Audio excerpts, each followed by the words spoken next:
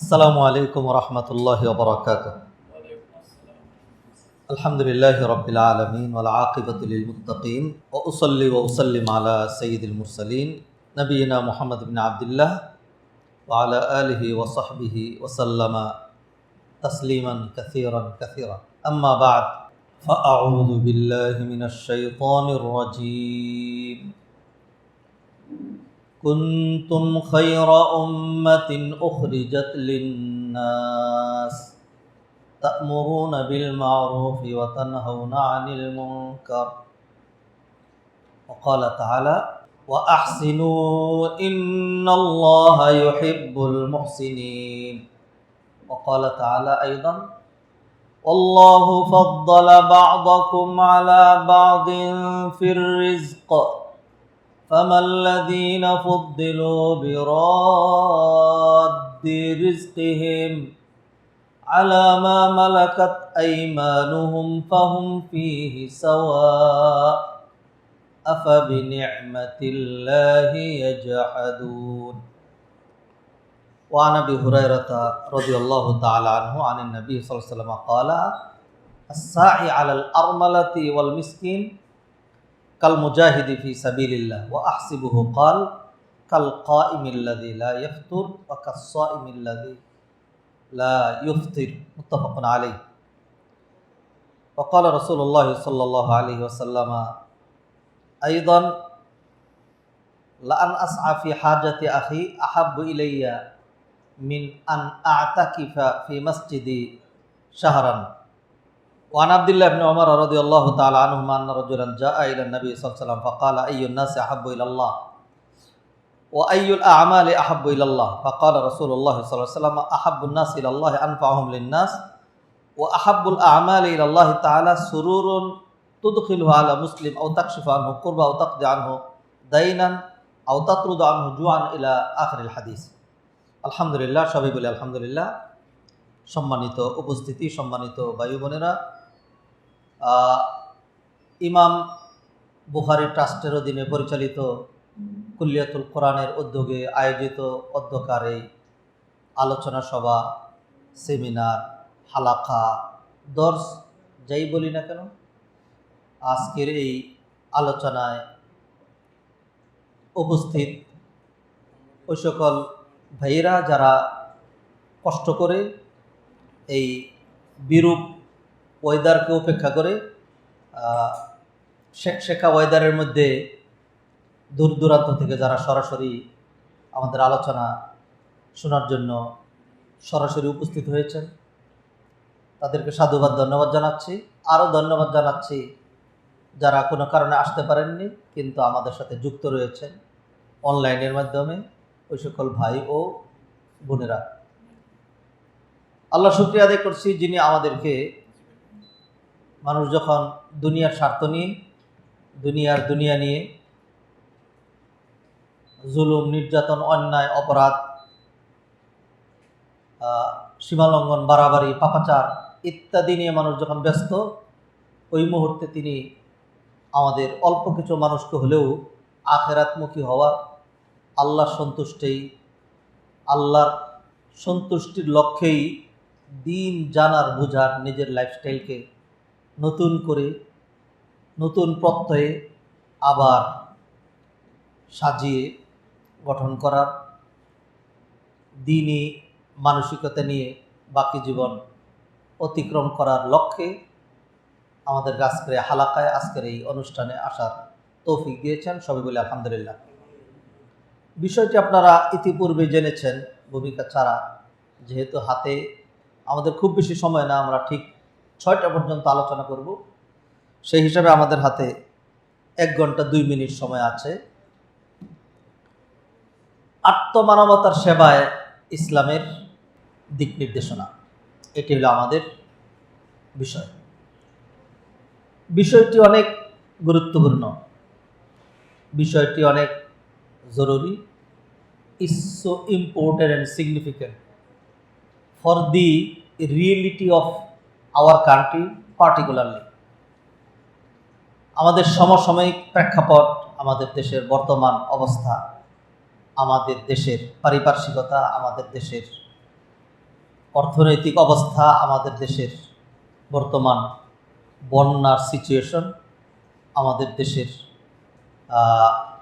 মানুষের মধ্যে খুব বেশি ক্লাসিফিকেশন, এই সকল প্রেক্ষাপটে এই বিষয়টি খুবই জরুরি। এটি শুধুমাত্র একটি আলোচ্য বিষয় অথবা এটি কোনো রাষ্ট্রীয় কর্মকাণ্ড অথবা একটা সামাজিক কর্মকাণ্ড, বিষয়টি এরকম না। বিষয়টি এটি দিন, এটি ধর্ম, এটি মানবতা। এই বিষয়টি ঘিরে রয়েছে ইবাদত। আল্লাহ সুবহানাহু ওয়া তাআলা আমাদেরকে সৃষ্টি করেছেন, দুনিয়াতে পাঠিয়েছেন। এতে আল্লাহ সুবহানাহু ওয়া তাআলার শাশ্বত লক্ষ্য, আহদাফ নাবিলা ওয়া আগরাদ সামিয়া, আল্লাহর অনেক উন্নত লক্ষ্য, শাশ্বত ইচ্ছা রয়েছে। আল্লাহ তিনি আমাদেরকে কেন প্রেরণ করলেন, আল্লাহ দুনিয়াতে আমাদেরকে কেন পাঠিয়েছেন যদি বলি, তাহলে আপনারা বলবেন এটা মুখস্থ সবার, ওমা খালাকতুল জিন্না ওয়াল ইনসা ইল্লা লিয়াবুদুন, জিন এবং মানব জাতিকে শুধু আমার ইবাদত করার জন্যই সৃষ্টি করেছি। কিন্তু আপনি আমাকে সত্যিকার অর্থে এই আয়াতের ব্যাখ্যাকে বাস্তবতার সাথে মিলিয়ে বোঝাতে একটু কঠিন হবে। কারণ হলো, আমরা দেখতে পাচ্ছি আল্লাহ বলছেন আমাদেরকে শুধু ইবাদতের জন্য সৃষ্টি করেছেন, আর তিনি আমাদেরকে ইবাদতের যেই ফর্মুলা দিলেন, ইবাদতের যে রুটিন দিলেন, এটা নিতান্তই নগণ্য। বুনিয়াল ইসলাম আলা খামস, ইসলামের ভিত্তি 5টা জিনিসের উপরে। একটা হলো ঈমান।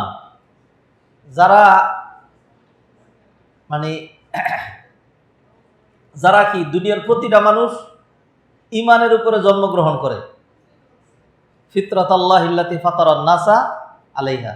অতএব জন্মগত সকল মানুষ ঈমানদার, সকল মানুষ জন্মগত ঈমানদার। এটার জন্য আলাদা কোনো মেহনত, চেষ্টা, সাধনা, কষ্ট, ত্যাগ, তিতিক্ষা কিছুই দরকার হয় না। ধরলাম এরপরে নবীজির হাদিস অনুযায়ী কিছু মানুষকে তাদের পিতামাতা ফাআবাওয়াহু ইউহাউইদানিহি আও ইউনাসসিরানিহি আও ইউমাজ্জিসানিহি, পত্তলিক বানায়, ইহুদি খ্রিস্টান, ভালো মন্দ, ডাকাত, রাজনীতিবিদ, স্বার্থান্বেষী ইত্যাদি, চুর ইত্যাদি বানায় তার বাপ মা। তা সেইখান থেকে বেরিয়ে কেউ যদি মুসলিম হতে চায়, তাহলে সে মনে প্রাণে বিশ্বাস করে শুধু যদি বলে আশহাদু আল্লা ইলাহা ইল্লাল্লাহু ওয়াহদাহু লা শারীকা লাহু ওয়া আশহাদু আন্না মুহাম্মাদান আবদুহু ওয়া রাসূলুহু, এই যে একটা কথা বললো 10 সেকেন্ড সময় লাগে, এরপর থেকে সে ঈমানদার। এই ঈমান আনার জন্য বা ঈমান অর্জন করার জন্য মৃত্যু পর্যন্ত তার আর কিছুই করার নাই। গেল একটা, বাকি থাকলো 4টা। এই 4টার মধ্যে দুনিয়ার অধিকাংশ মানুষের উপর হজ নাই। এরপরে দুনিয়ার একটা বিশাল অংশ তাদের উপর যাকাতও নাই। বাকি থাকলো কয়টা ইবাদত? 2টা।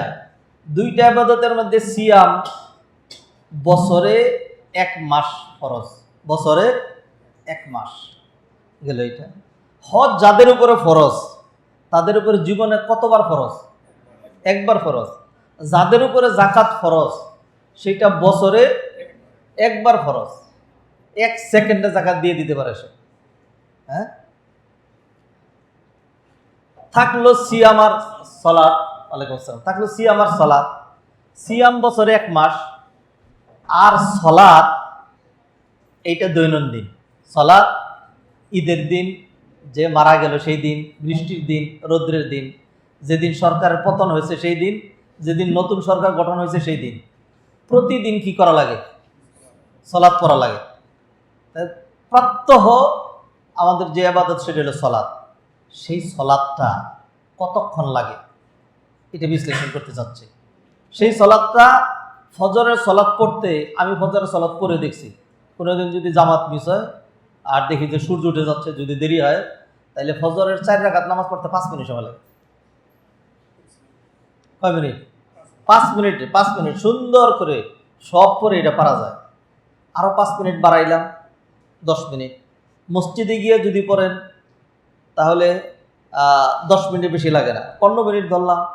আনুষাঙ্গিক অন্যান্য প্রস্তুতি সহ যদি ধরি আধা ঘন্টা ধরলাম, এরপর থেকে আল্লাহ সুবহানাহু ওয়া তাআলা জোহর পর্যন্ত একটা লম্বা সময় আপনাকে গ্যাপ দিয়েছেন, যেটা একেবারে মোটামুটি ক্যালকুলেশন হলো 8 ঘন্টা।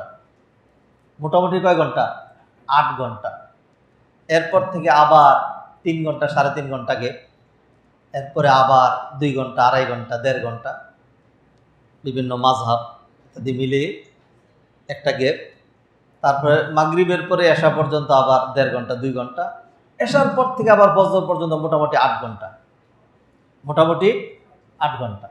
তাইলে 24 ঘন্টার মধ্যে আমি যেটি দেখতে পাচ্ছি সেটা হলো আমাদের কোনোভাবেই 5 ওয়াক্ত সালাতে 1 ঘন্টা সময়ের বেশি নেয় না। আর বাকি 23 ঘন্টায় কি থাকে? আমার আপনার জন্য খালি থাকে। অথচ আল্লাহ সুবহানাহু ওয়া তাআলা বলছেন, আমি তোমাদেরকে খালি কিসের জন্য সৃষ্টি করছি? ইবাদত করার জন্যই। তাহলে আল্লাহ ইবাদতের রুটিন দেন নেই কেন? Have you understood my question? প্রশ্নটা কি বুঝছেন ভাইরা? আজকের আলোচনায় আমরা এই উত্তরটা পেয়ে যাব ইনশাআল্লাহ। আল্লাহ সুবহানাহু ওয়া তাআলা সরাসরি ডাইরেক্ট যে ইবাদত দিয়েছেন আমাদেরকে, যেটা আমাদের উপর ফরজ, যেটা related with our Lord, with our creator, with our cherisher, Allah সুবহানাহু ওয়া তাআলার সাথে যেটি জড়িত, ডাইরেক্ট ইবাদত আল্লাহর হক হিসাবে, রাইটস অফ অলমাইটি আল্লাহ, অথবা rights of Allah upon his slaves and servant, বান্দার উপরে আল্লাহর অধিকার। এইটা দেখলাম আমরা 1 ঘন্টা। এটা কতক্ষণ? 1 ঘন্টা। এবং আল্লাহর যে অধিকারগুলো, এই অধিকারগুলো এরকম যে কেউ যদি 85 বছর 100 বছর আল্লাহর অধিকার হরণ করে, এরপরে সে যদি এটাকে মাফ করাইতে চায়, জাস্ট 1 সেকেন্ড সময় লাগে। কতক্ষণ লাগে? 1 সেকেন্ড। হ্যাঁ, এর বেশি লাগে না। কারণ তওবা করতে হয়, আর তওবা করতে হয় কি দিয়ে? তওবা হলো কলব দিয়ে। তওবা এটার নাম না যে আস্তাগফিরুল্লাহ রাব্বি মিন কুল্লি যামবিন ওয়া আতুবু ইলাইহি, এটার নাম কি না? তওবা না। তওবা রিলেটেড উইথ আওয়ার হার্ট। আর হার্ট হলো এত গতি সম্পন্ন, আপনি যদি মক্কা যেতে চান, না ধরেন আপনি যদি সিলেট যেতে চান, তাইলে আপনাকে কম করে হলো 2 ঘন্টা সময় লাগবে। এইখান থেকে মনস্থির করবেন, রিক্সা নেবেন অথবা সিএনজি নেবেন অথবা কোনো গাড়ি নেবেন, এয়ারপোর্ট যাবেন, আনুষ্ঠানিকতা সারবেন, এরপরে ফ্লাইটে উঠবেন। এই সব কিছু মিলিয়ে আবার 40 মিনিট লাগবে এয়ারপোর্ট যাইতে, সেখান থেকে আনুষ্ঠানিকতা সেরে বের করবেন, তারপর একটা গাড়ি নেবেন, বাসায় যাবেন। মোটামুটি কম করে হলেও কয় ঘন্টা লাগবে? 2 ঘন্টা লাগবে, কারণ এটা সশরীরে যাচ্ছে। আর যদি আপনি এইখান থেকে নিউ ইয়র্ক যেতে চান, নিউ ইয়র্ক খুব কাছে না, বহু দূর। যদি নিউ ইয়র্ক শারীরিকভাবে যেতে চান, তাহলে কত সময় লাগবে সেটা বিশ্লেষণ করতে চাচ্ছি না। কিন্তু যদি মন দিয়ে যেতে চান, হার্ট দিয়ে, তাহলে জাস্ট 1 সেকেন্ড। কতক্ষণ লাগবে? 1 সেকেন্ড। মনের সাথে যত জিনিস রিলেটেড, এটা ওরকমই দ্রুতগামী। সুমিয়াল কলবু কলবান লিয়ান্নাহু ইয়াতাকাল্লাবু সারিআন। কলবকে এই জন্য কলব বলা হয় যেহেতু এটা খুব দ্রুত কি পরিবর্তনশীল। ভাইয়েরা, ফিরে আসি আজকের আলোচনাকে বেশি ব্রড করে না ফেলি, পরে এটাকে সংকুচিত করা কঠিন হয়ে যাবে। বলছিলাম যে আমরা যেই ইবাদত দেখলাম, সেই ইবাদতের মধ্যে আল্লাহর সাথে রিলেটেড যে ইবাদত, এটা নগণ্য। এটা কি নগণ্য? আনুষ্ঠানিকতাও কম, সময়ও লাগে কম, কষ্টও লাগে কম, এবং সেই ইবাদত করলে তো ভালো। আর কেউ যদি না করে, মৃত্যুর আগ পর্যন্ত, যদি তার মৃত্যুর জ্বালা যন্ত্রণা শুরু হওয়ার আগ পর্যন্ত, অথবা সূর্য পশ্চিম দিগন্তে উদিত হওয়ার পূর্ব পর্যন্ত কেউ যদি খালি একটু মনে মনে তওবা করে, ঠোঁট নাড়ানোর কোনো প্রয়োজন নেই, ঠোঁট বন্ধ, এইরকম আমার দিকে দেখেন, তওবা হয়ে গেছে। এইভাবে যদি কেউ তওবা করে, তাহলে তার 80-85 বছরের সমস্ত গুনাহ কি মাফ হয়ে যায়। আত্তাইবু মিনাজ যামবি কামান লা যামবা লাহু। যে গুনাহ থেকে তওবা করে তার উদাহরণ এরকম যার জীবনে কি নাই, কোনো গুনাহ নাই।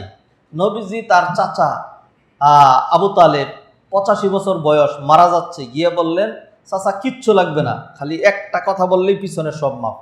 আম্মি কুল কালিমাতান লা ইলাহা ইল্লাল্লাহ ওয়া হাজ্জু বিহা ইনদাল্লাহি ইয়াউমাল কিয়ামা, খালি একটা কালিমা, এটা বললেই তার সব কি মাফ হয়ে গেল।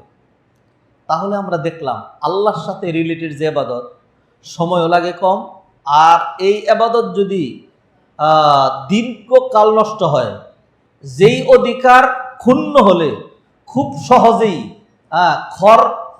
কুটা পুরানো ছাড়া, চেষ্টা সাধনা কষ্ট করা ছাড়া, কাল ক্ষেপণ করা ছাড়া, টাকা পয়সা ছাড়া, কোনো কিছু ছাড়া যেই অপরাধটা ক্ষমা করানো যায়, সেই অপরাধটা হলো ওই সমস্ত অপরাধ এবং পাপগুলো, ওই সমস্ত রাইটগুলো যেগুলো আপনি নষ্ট করেছেন, যেটার related with our Lord almighty Allah সুবহানাহু ওয়া তাআলা, আল্লাহর অধিকারগুলো। কোরআনে আল্লাহ বলছেন, ওয়ালাইসাতিত তাওবাতু লিল্লাযিনা ইয়ামালুনাস সাইয়্যাত হাত্তা ইযা হাদারা আহাদাহুমুল মাউতু ক্বালা ইন্নী তুবতুল আনা ওয়ালাল্লাযিনা ইয়ামুতুনা ওয়া হুম কুফফার। এর আগে আয়াতে বললেন, ইন্নামাত তাওবাতু আলাল্লাহি লিল্লাযিনা ইয়ামালুনাস সুআ বিজাহালা সুম্মা ইয়াতুবুনা মিন করিব। নবীজি সাল্লাল্লাহু আলাইহি সাল্লাম আয়াতের অর্থ করে নেই। নবীজি সাল্লাল্লাহু আলাইহি সাল্লাম হাদিসে ইরশাদ করছেন, ইন্নাল্লাহ সুবহানাহু ওয়া তাআলা ইয়াকবালু তাওবাতাল আবদি মা লাম ইউগারগির আও মা লাম তাতলু আশ-শামসু মিন মাগরিবিহা। সূর্য যতক্ষণ পশ্চিম দিগন্ত উদিত না হচ্ছে, অথবা একজন ব্যক্তির মৃত্যু জ্বালা যন্ত্রণা যতক্ষণে শুরু না হচ্ছে, ততক্ষণ পর্যন্ত সে যদি তওবা করে, তাহলে আল্লাহ তার তওবা কি করবেন? কবুল করবেন। তওবা কিভাবে করে? একটা ঘটনা শোনাই।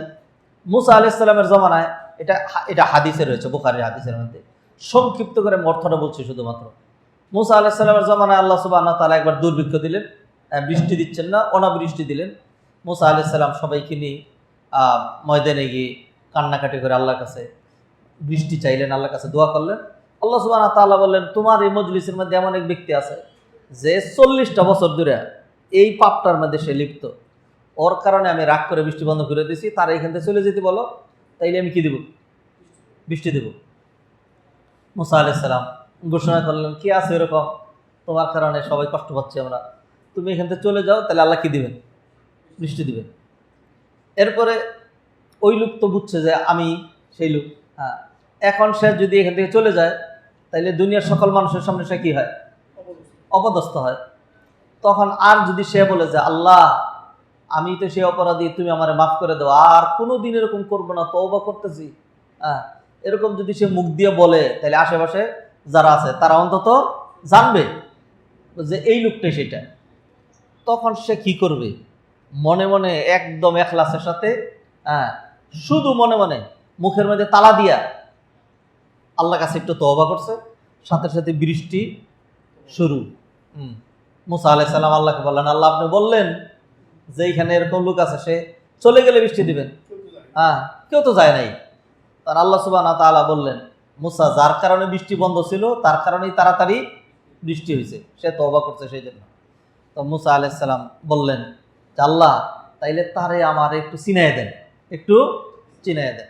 আল্লাহ সুবহানাহু ওয়া তাআলা বললেন, 40 বছর অপরাধ করছে তখনই চিনাই নেই, আর এখন যখন তওবা করছে তখন চিনাই দেব? বুঝাইলাম এটা যে তওবা করতে জবানও নাড়াইতে হয় না, সময়ও লাগে না। গেল এই চ্যাপ্টারটা। তাইলে আমাদের যে জীবনের বাকিটা অংশ, দৈনিক 1 ঘন্টা আল্লাহর ইবাদত আর দৈনিক 23 ঘন্টা অন্য কিছু, এই সময়টা কি করব? অথচ আল্লাহ বলছেন, ওমা খালাকতুল জিন্না ওয়াল ইনসা ইল্লা লিয়াবুদুন, আমি জিন ইনসানকে সৃষ্টি করেছি আমার ইবাদত করার জন্য। এইটার অ্যান্সারটাই হলো আজকের আমাদের সাবজেক্ট ম্যাটার এবং আলোচ্য বিষয়। বাকি যে 23 ঘন্টা সময়, বাকি যে অন্যান্য সময়, সেই সময়গুলো আমি কি করব? দিন ইসলাম কাকে বলে? দিন ইসলাম শুধুমাত্র কিছু নামাজ রোজা, যেটা আমরা বুঝছি আর কি, মনে করি এইটুকুর নাম দিন ইসলাম না। এইটুকুন বুঝেই তো, এইটার নাম ইলমানিয়া। ফসলুদ্দিন আনিদ্দৌলা, দিন এক জিনিস, আর যাবতীয় বৈষয়িক কর্মকাণ্ড, রাষ্ট্র পরিচালনা, মন্ত্রণালয়, শিক্ষা বিভাগ, সংস্কৃতি, তারপরে হলো পেটনীতি, কূটনীতি, এই সবগুলো হলো সম্পূর্ণ আলাদা। যখন মসজিদে যাব তখন শুধু আমি আল্লাহর কথা বলবো। আর মসজিদেও যে আল্লাহর কথা বলবো তা না, মসজিদেও কোরআনের সব আয়াতের ব্যাখ্যা করতে পারবে না। বুঝলেন? সমাজের বাস্তবতা এরকম নয়। মসজিদে ধর্মের যে কোনো কথা বলতে পারবা না। আমরা এইভাবে করে ফেলেছি। তো যাই হোক, বাকি যে বিশাল চ্যাপ্টার আমার আপনার সাথে, হ্যাঁ, এই সবটুকুন মিলিয়ে হলো দিন ইসলাম। তো দিন ইসলাম শুধুমাত্র ডাইরেক্ট শুধু ইবাদত করার নাম না। ইবাদত, মুআমালাত, লেনদেন, কায় কারবার, উঠা বসা, তাআমুল, আচার ব্যবহার, তারপরে মানুষের সমস্যা মানুষের পাশে দাঁড়ানো, মানবতা থাকা, তারপর দয়াদ্রতা থাকা, আখলাক থাকা, চরিত্র থাকা, তারপরে মিষ্টি হাসি থাকা, জানুয়ার না হওয়া, আনোয়ার হওয়া ইত্যাদি সব মিলিয়ে যেই আল্লাহ সুবহানাহু ওয়া তাআলা কমপ্লিট কোড অফ লাইফ দিলেন, এটার নাম হলো ইসলাম। ওটার নাম কি? ইসলাম। অতএব সম্মানিত ভাইয়েরা, এর মধ্যে আল্লাহ সুবহানাহু ওয়া তাআলা যেই অধিকারগুলোর কথা কোরআনে বলেছেন, নবীজি সাল্লাল্লাহু আলাইহি ওয়াসাল্লাম আমাদেরকে শিখিয়েছেন, এর মধ্যে সবচেয়ে সহজ অধিকার হলো আল্লাহরটা। আদায় করলে তো আলহামদুলিল্লাহ ভালো, আর যদি নষ্ট করেন তাহলে সেটা মাফ করানো খুবই কি সহজ না কঠিন? সহজ, সাংঘাতিক সহজ। খালি একটু চোখের পানি ছেড়ে দেন, কত সহজ, কত সহজ। যাক, ওই চ্যাপ্টার আর না যাই। তা বাকি থাকলো মানুষের হক। বাকি থাকলো কি? মানুষের হক, মানুষের সাথে লেনদেন, মানুষের সাথে কায় কারবার, মানুষের সাথে উঠা বসা। এইটা এমন এক এবাদত, এটা এমন এক এবাদত, এটা এমন এক রাইট, এটা এমন এক রেসপন্সিবিলিটি যেটা খুব কঠিন, যেটা খুব কি কঠিন। সেকেন্ডে তওবা করবেন, কাজ হবে না। 1 ঘন্টা লাগে তওবা করবেন, কাজ হবে না। 10 ঘন্টা লাগে তওবা করবেন, কাজ হবে না। তওবার মতো কি করা লাগবে? তওবা করা লাগবে। নবীজি সাল্লাল্লাহু আলাইহি ওয়াসাল্লাম একটা হাদিসের মধ্যে সাহাবীদেরকে ইরশাদ করলেন, জিজ্ঞাসা করলেন, তিনি বললেন, আতাদরুনা মানিল মুফলিস, তোমরা কি জানো কাঙ্গাল কাকে বলে? তখন সাহাবায়ে কেরাম বললেন, আল মুফলিসু ফিনা মান লা দিরহাম লাহু ওয়ালা মাতা, যার সহায় সম্বল দিনার দিরহাম কিছুই নাই, সে হইল কাঙ্গাল। নবীজি সাল্লাল্লাহু আলাইহি ওয়াসাল্লাম বলে, আরে না রে, দুনিয়ার কাঙ্গালের কথা জিজ্ঞেস করি নাই, আখিরাতের কাঙ্গালের কথা জিজ্ঞেস করেছি। তখন সাহাবায়ে কেরাম বললেন, আল্লাহু ওয়া রাসূলুহু আলাম, তাহলে আল্লাহ এবং তার রাসূলই ভালো জানেন। নবীজি বললেন, কাঙ্গাল হলো ওই ব্যক্তি, যে ব্যক্তি পাহাড় পরিমাণ নেক আমল নিয়ে কিয়ামতের দিন হাজির হবে। এত বেশি নেক আমল যে খুব সহজেই ওজন দিলেই সে কোথায় চলে যায়? জান্নাতে চলে যায়। কিন্তু বিপত্তি ঘটাবে ওই যে সে বান্দার অধিকার হরণ করেছে। শুধুমাত্র সে যে সবগুলো নিয়ে আসছে, এই সবগুলো হলো কি?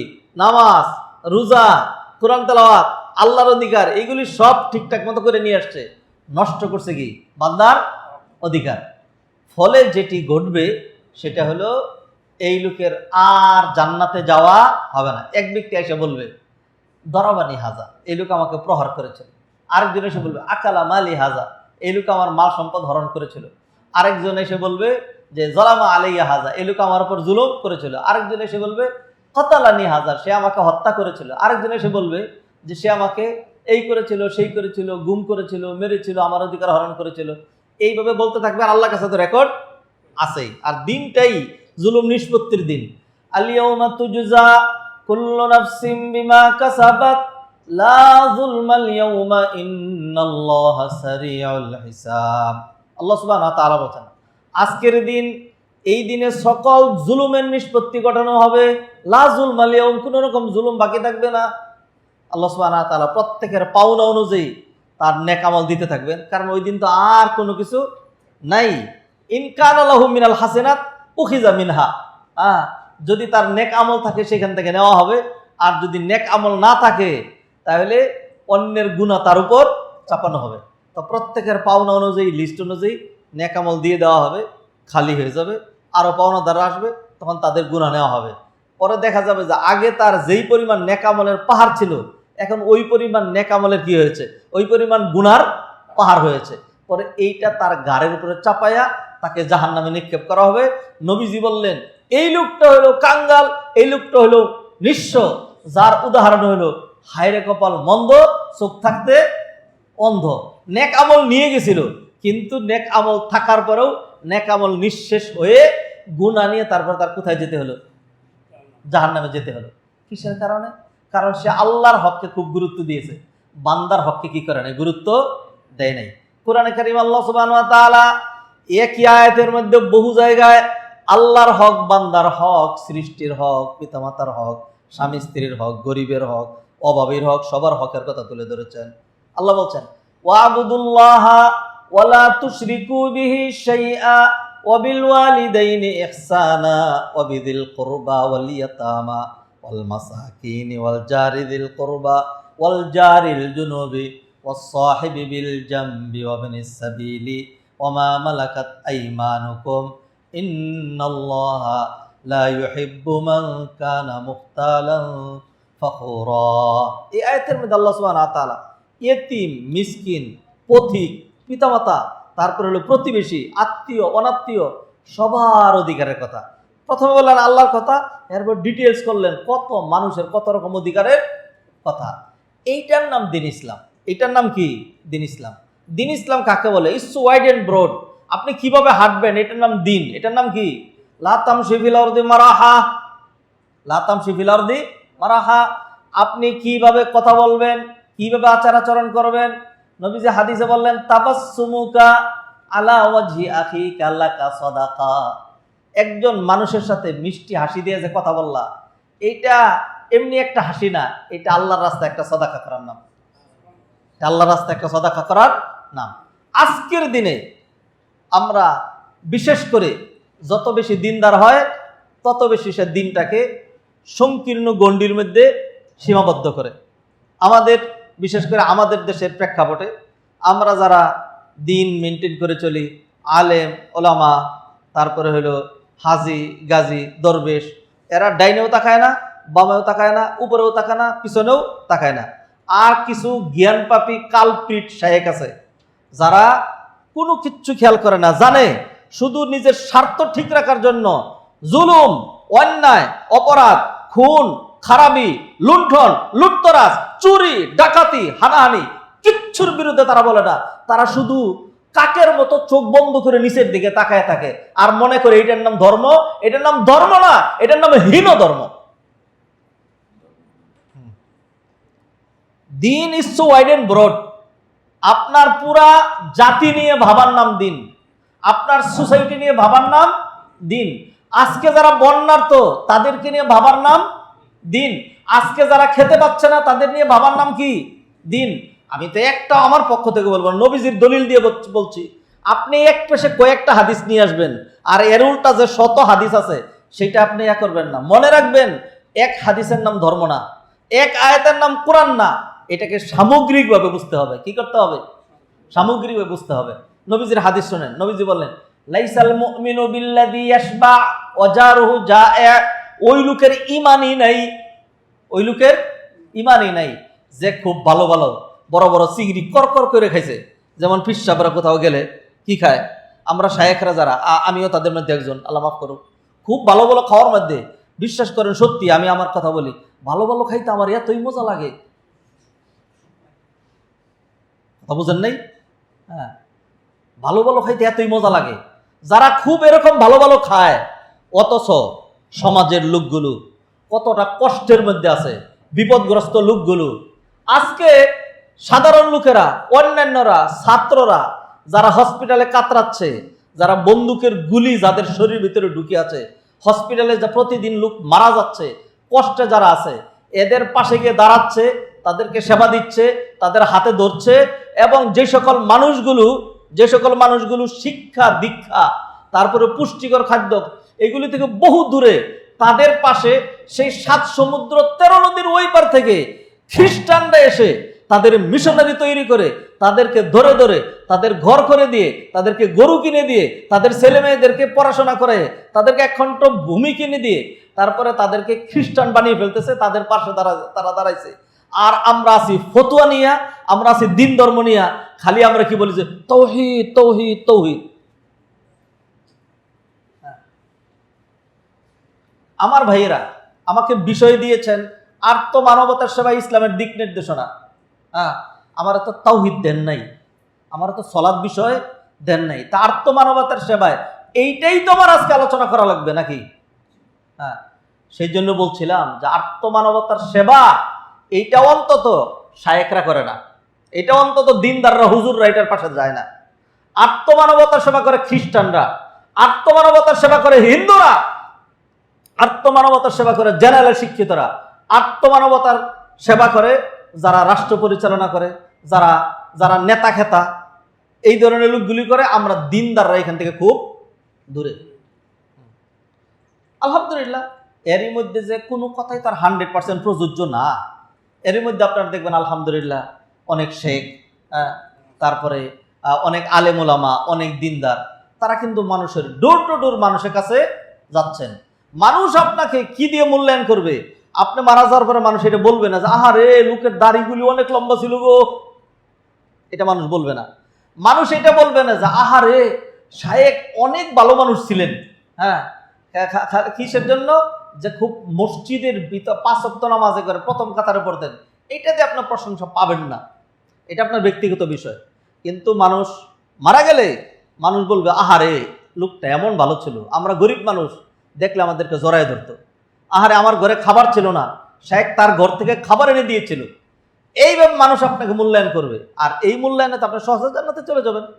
নবীজি সাল্লাল্লাহু আলাইহি ওয়াসাল্লাম হাদিসের মধ্যে ইরশাদ করলেন, মানে সাহাবায়ে কেরাম ইরশাদ করছেন যে এক ব্যক্তির জানাজা নিয়ে আসা হলো, আর সাহাবায়ে কেরাম আসনাউ আলাইহি খাইরা, তার ব্যাপারে ভালো বললো যে লোকটা খুব ভালো ছিল। হ্যাঁ, নবীজি বললেন ওয়াজাবাত। এরপর আরেকটা জানাজা নিয়ে আসা হলো, আসনাউ আলাইহি শাররা, লোকজন বললো এই লোকটা খুব খারাপ ছিল, নবীজি বললেন ওয়াজাবাত। পরবর্তী সাহাবায়ে কেরাম জিজ্ঞাসা করলেন ভালোর ক্ষেত্রে ওয়াজাবাত, খারাপের ক্ষেত্রে ওয়াজাবাত, বুঝলাম না রাসূলুল্লাহ। তখন নবীজি সাল্লাল্লাহু আলাইহি সাল্লাম বললেন যে তোমরা এই লোকের ক্ষেত্রে সাক্ষী দিছো এই লোকটা খুব ভালো ছিল, সেই জন্য আমি নবী বললাম তার জন্য জান্নাত ওয়াজিব হয়েছে। আর তোমরা এই লোকের ব্যাপারে সাক্ষী দিয়েছো লোকটা খারাপ ছিল, সেই জন্য আমি বললাম তার জন্য কি ওয়াজিব হয়েছে? জাহান্নাম ওয়াজিব হয়েছে। আপনি মারা গেলে মানুষ এটা বলবে না যে আরে ডক্টর রফিকুল ইসলাম মাদানী খুব সুন্দর টুপি মাথায় দিত না, এটা বলে মানুষ কাঁদবে না। অনেক লম্বা জুব্বা গায়ে দিত সবসময়, এটা বলে মানুষ কাঁদবে না। আমার শায়েক লাল রুমাল পরতেন সবসময়, এটা বলে মানুষ কাঁদবে না। আমার আচরণ কি ছিল, আমার ব্যবহার কি ছিল, আমি মানুষের সাথে উঠা বসা কিরকম করেছি, এটা মানুষ। এই জন্য তাআমুলের নাম ইসলাম। তাআমুল বলেন বিহেভিয়ার, কন্ডাক্ট মানুষের সাথে। নবীজি সাল্লাল্লাহু আলাইহি সাল্লাম এত স্বল্প সময়ে এত মানুষের মন জয় করে একটা রাষ্ট্র কিভাবে প্রতিষ্ঠা করেছিলেন। নবীজি সাল্লাল্লাহু আলাইহি সাল্লাম কয় হাজার মানুষ মেরেছিলেন। আজকের এই প্রেক্ষাপটে, এই যে আমাদের দেশের প্রেক্ষাপটে, এই যে আমাদের দেশের জালিম সরকার, এই কয়েকদিনে ছাত্র জনতা ইমমেচিউর আমাদের সন্তানদেরকে যেইভাবে পাখির মতো গুলি করে মেরে, গতকালকে দেখলাম যাদের নাম পাওয়া গেছে, তালিকা পাওয়া গেছে, এদের সংখ্যা 890 জন। তো এবং এই মৃত্যুর সংখ্যা হাজার ছাড়িয়ে যাচ্ছে। প্রতিদিনই মারা যাচ্ছে। নবীজি সাল্লাল্লাহু আলাইহি সাল্লামের তার যে পুরা নবুয়তের জীবন, জেহাদি জীবন, এই সবটুকুন মিলাইলে শুধুমাত্র ইহুদিদের বনি কুরাইজার ঘটনাটা বাদ দিলে নবীজি সাল্লাল্লাহু আলাইহি সাল্লামের জামানায় জিহাদে, যুদ্ধে যারা মারা গিয়েছেন মুসলমানদের পক্ষ থেকে এবং কাফেরদের পক্ষ থেকে সব মিলাইলে 428 জন। কতজন? 428 জন। তাহলে নবীজি সাল্লাল্লাহু আলাইহি সাল্লাম রাষ্ট্র কায়েম করলেন, দ্বীন ইসলামে বিজয় ঘটাইলেন। এটা কি নবীজি সাল্লাল্লাহু আলাইহি সাল্লাম মানুষ মাইরা তরবারি দিয়ে করছেন? এটা নবীজি সাল্লাল্লাহু আলাইহি সাল্লাম তার তাআমুল, তার আচার, তার ব্যবহার, তার মিষ্টি হাসি, মানুষের পাশে দাঁড়ানো, এইগুলি দিয়ে নবীজি সাল্লাল্লাহু আলাইহি সাল্লাম কাজ করেছেন। নবীজি সাল্লাল্লাহু আলাইহি সাল্লাম একদিন একটা বকরি জবাই করলেন। মা আয়েশাকে বললেন মানুষকে কিছু দিতে থাকো, আমি সালাতটা পড়াই আসি। সালাতের পরে নবীজি এসে জিজ্ঞাসা করলেন আয়েশা কতটুকু আছে? তখন আয়েশা রাদিয়াল্লাহু তাআলা বলেন ইয়া রাসূলুল্লাহ, শুধুমাত্র সামনের বকরির সামনের একটা পা, সব বকরির সামনের পা মোটা না চিকন? কথা বলেন না কেন? চিকন। যে শুধু একটা পা আছে আর কিছুই নাই। নবীজি সাল্লাল্লাহু আলাইহি সাল্লাম ধমক দিয়ে বললেন আয়েশা তুমি কিছুই বুঝো না, এই বকরিটার সবটুকুনি আছে, যেই সামনের যেই চিকন পাটা রেখে দিছো শুধু এইটাই নাই, বাকিটা হাসরে পাবা। আর যেটা নিজেদের জন্য রাখছো এটা তো নিজে খাইলে এটার কিছুই পাবা না। দেখছেন নবীজি সাল্লাল্লাহু আলাইহি সাল্লাম সালাম ফিরাইয়া চেহারার মধ্যে কেমন একটা চিন্তার ভাব, তাড়াহুড়া করে তাসবিহ না করে উঠে চলে আসলেন, মানুষের গর্দান ডিঙে বাসায় গেলেন। সাহাবায়ে কেরাম বসে আছেন, নিশ্চয়ই কোনো খারাপ সংবাদ আছে। হ্যাঁ, সলাতের ভিতরেও তো জিবরাইল আসে।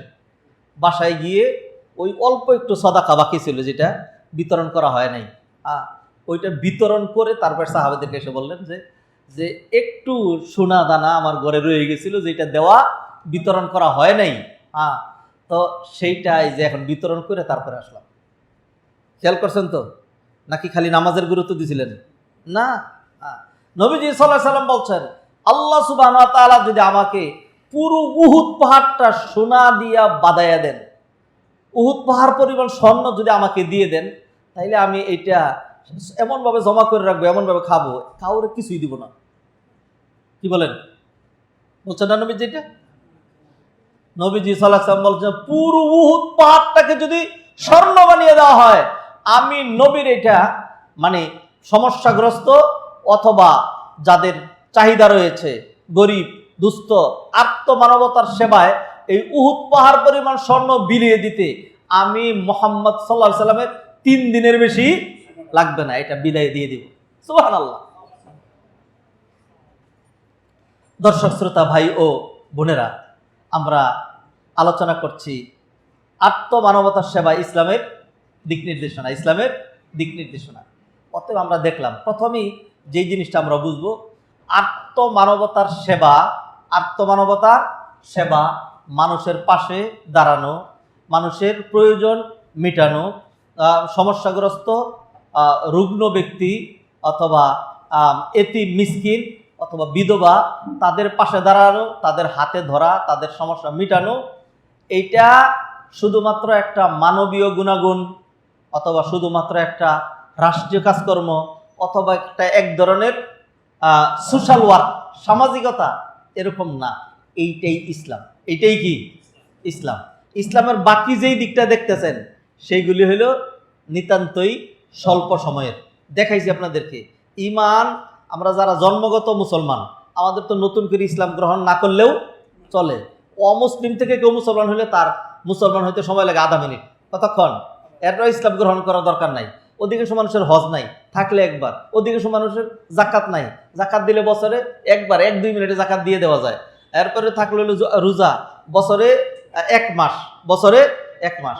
আর তাও সেই যে রোজা, আমাদের যে রোজা, মাশাআল্লাহ, আমরা এই রোজা আমাদেরকে সোজা বানায় না। কারণ হলো রোজা যেমন রাখা দরকার সেইভাবে রাখি না। রোজার মাসে আমাদের খরচ বেশি নাকি অন্য মাসে খরচ বেশি? রোজার মাসে খরচ বেশি। অন্য মাসে বেশি খাই না রোজার মাসে বেশি খাই? রোজার মাসে বেশি খাই। মাশাআল্লাহ। কাজা কাফারা ইফতারের সময় যে শুরু করে যে কাজা কাফারা সহ সব খাবো, সারাদিন যা খাই। থাকলো সলাৎ, সলাৎ তরে দেখাইছি দৈনিক 5 বার।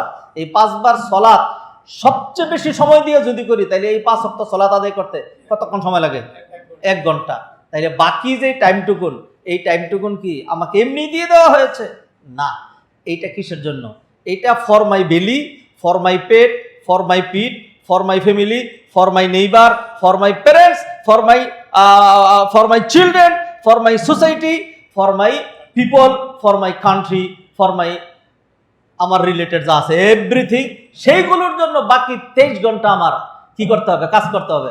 সেই জন্য কোরআনে আল্লাহ বললেন, সুম্মা জাআলনাকুম খালাইফা ফিল আরদ, আমি তোমাদেরকে জমিনে যে খলিফা পাঠিয়েছি, লিনানজুরা কাইফা তা'মালুন, তোমরা কি কাজ করবা সেটা আমি দেখতে চাই। অন্য আয়াতে আল্লাহ বললেন, ওয়াকুল ই'মালু ফাসায়ারাল্লাহু আমালাকুম ওয়া রাসূলুহু ওয়াল মুমিনুন, হে নবী আপনি বলে দেন, ই'মালু, তোমরা কাজ করতে থাকো, আল্লাহ তোমাদের কাজ পর্যবেক্ষণ করবেন, রসুল পর্যবেক্ষণ করবেন, ওয়াল মুমিনুন, আর মুমিনরাও পর্যবেক্ষণ করবেন। তাইলে আমাদের কাজ মুমিনরাও দেখবে। কোন কাজ? মানে নামাজ কেমনে পড়তেছে খালি ওইটা দেখবে না, এটা না। আল্লাহ আমাদেরকে তো সৃষ্টি করেছেন ইবাদত করার জন্য। প্রতিটা জিনিস ইবাদত, প্রতিটা জিনিস কি ইবাদত। কোনো ব্যক্তি ধরেন একজন রুগীকে দেখতে গেল, ইবাদত নাকি ইবাদত না? ইবাদত। আসুন, আমাকে ঘড়ি ওয়ার্নিং দিচ্ছে, এই জন্য আত্মমানবতার সেবা ইসলাম কি বলে একটা পয়েন্ট একটু গুছিয়ে এই পর্যন্ত বলেছে, সেটা হলো আত্মমানবতার সেবা হলো ইসলাম। আত্মমানবতার সেবা কি? ইসলাম। যারা আত্মমানবতার সেবা থেকে মুক্ত থাকে, অর্থাৎ গায়ের মধ্যে কাদা লাগে না। আপনার জীবনে কোনোদিন দেখছেন যে আমাদের মতো জুব্বাওয়ালা, টুপিওয়ালা, আমরা যারা ইস্তারি পাঞ্জাওয়ালি, যে একটা দরিদ্রকে জড়ায় ধরতে, একটা সমস্যাগ্রস্ত মানুষকে কুলে নিতে, গায়ের মধ্যে কাদা লাগাইতে, রক্ত লাগাইতে, এই সমস্ত কাজ আমাদেরকে দেখছেন? আমরা নাই। এই সমস্ত কাজ আমরা নাই, কারণ এগুলি ইসলামী কাজ না। তো বুঝেন নাই?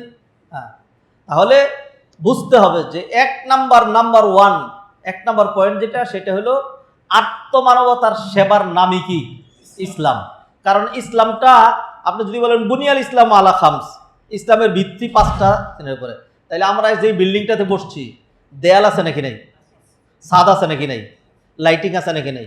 এসি, ফ্যান, রং, টাইলস, টেবিল, চেয়ার, এগুলি আনুষঙ্গিক আছে না? এগুলি একটাও বুনিয়াল ইসলাম আলা খামস যেটা ব্যানার মধ্যে না। ব্যানা কাকে বলা হয়? ব্যানা হলো পিলার। ধরেন এই বিল্ডিংটা করার সময় আমি কি করব, ফাউন্ডেশনের ধরেন এই বিল্ডিংটার ধরেন 20টা পিলার লাগে। কয়টা? 20টা পিলার, কলাম, সুন্দর 20টা কলাম। তো 20টা কলাম লম্বা করে সুন্দর করে দাঁড় করাই দিলাম, তাহলে সেইখানে লেকচার দেওয়া যাবে তো ইনশাল্লাহ? তাহলে নামাজ, রোজা, হজ, যাকাত, তাওহীদ, এটা হলো ওই পিলার, শুধুমাত্র ফাউন্ডেশন। মানবতার সেবা দেয়াল, হ্যাঁ, বিধবার পাশে দাঁড়ানো ঘরের ছাদ, হ্যাঁ, রুগীকে দেখতে যাওয়া এটা হলো এসি, বন্যার্থদের পাশে দাঁড়ানো, হ্যাঁ, সেটা হলো কি? ধরেন ঘরের রং, টাইলস, হ্যাঁ। এইভাবে আপনি এক একটা করে নিয়ে আসবেন, এইটার নাম হলো ইসলাম। এটার নাম কি? ইসলাম। তাইলে একটা জিনিস আমি এই পর্যন্ত প্রমাণ করলাম, সেটা হলো ইসলাম কাকে বলে? ইসলাম শুধুমাত্র নামাজ রোজার নাম না, মানুষের সেবা করা, সৃষ্টির পাশে দাঁড়ানো, হ্যাঁ, এটার নাম কি? ইসলাম। এটার নাম ইসলাম। পাশাপাশি এইটাই ইবাদত। এইটাই কি? ইবাদত। এইগুলি ইবাদত, এগুলি হলো ইবাদত। হ্যাঁ, আমি দলিল দিয়ে প্রমাণ করছি এইগুলি যে ইবাদত। নবীজি সাল্লাল্লাহু আলাইহি ওয়াসাল্লামের হাদিস দলিল, নবীজি বলছেন, লাআন আমশিয়ামা আখিন ফি হাজাতিহি খায়রুন লি মিন সিয়ামি শাহরিন ওয়া ইতিকাফি ফি মসজিদে হাজা, ওয়া ইতিকাফিহি ফি মসজিদে হাজা। নবীজি বলছেন, আমি আমার একটা ভাইয়ের প্রয়োজন পূর্ণ করার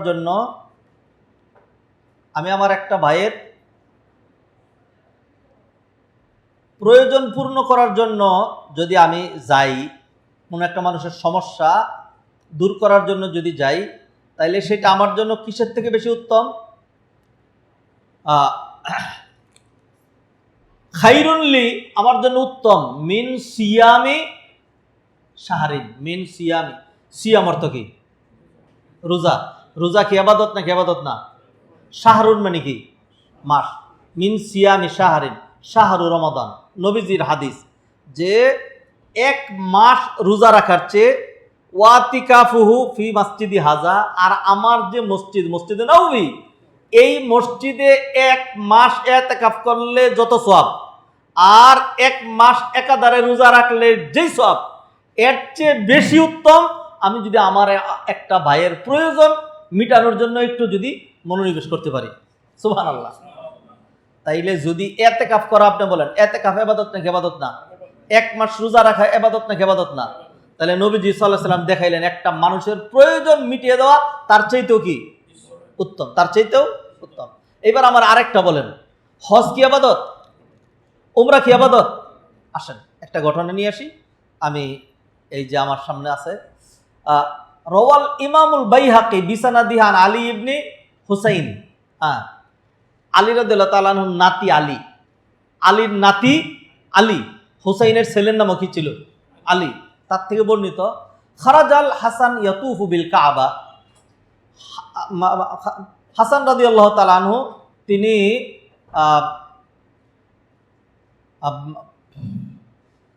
হাসান রাদিয়াল্লাহু তাআলা আনহু তিনি তওয়াফ করার জন্য বেরিয়েছেন, কাবার তওয়াফ করার জন্য বেরিয়েছেন। ফাকামা ইলাইহি রাজুল ফাকালা ইয়া আবা মুহাম্মদ ইযহাব মাই ফি হাজাতি ফুলান। তখন এক ব্যক্তি এসে বলল যে, ইয়া আবা মুহাম্মদ, ও মুহাম্মদের বাবা। এই আলীর ছেলের নাম কি ছিল? মুহাম্মদ। মুহাম্মদের বাবা, ওই লোকটা একটু সমস্যাগ্রস্ত, চলো তার কাছে একটু চাই। ফাতারাকা তওয়াফ ওয়াজাহাবা মাআহু, তখন তিনি তওয়াফ ছেড়ে দিলেন, তার সাথে সেই কাজে গেলেন।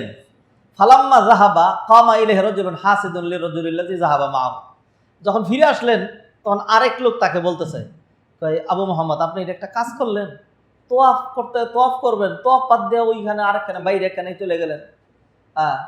তখন তিনি কি উত্তর দিচ্ছেন, ইয়া আবা মোহাম্মদ তারাক্তা তোয়াফ ওয়াজাহাবতা মাআহু ক্বালা ফাকালা লাহুল হাসান। তখন হাসান তাকে বলছেন, ওয়া কাইফা লা আযহাবু মাআহু, আমি কেন তার সাথে যাব না। ওয়া রাসূলুল্লাহি ক্বালা, অথচ আল্লাহ রাসূল সাল্লাল্লাহু আলাইহি ওয়াসাল্লাম বলেছেন, মান যাহাবা ফি আমরিন লিয়াখিহিল মুসলিম, কোনো ব্যক্তি যদি তার কোনো মুসলমান ভাইয়ের কোনো প্রয়োজন মিটাইতে যায়, ফাকুদিয়াত হাজাতুহু, আর তার এই চেষ্টার মাধ্যমে যদি তার সমস্যাটা দূর হয়, তার সমস্যাটা যদি কি হয়, দূর হয়, কুতিবাত লাহু হাজ্জাতুন ওয়া উমরাতুন, তাহলে এই যে আরেকজনের প্রয়োজন তার মাধ্যমে সমাধান করে দিয়েছেন কে?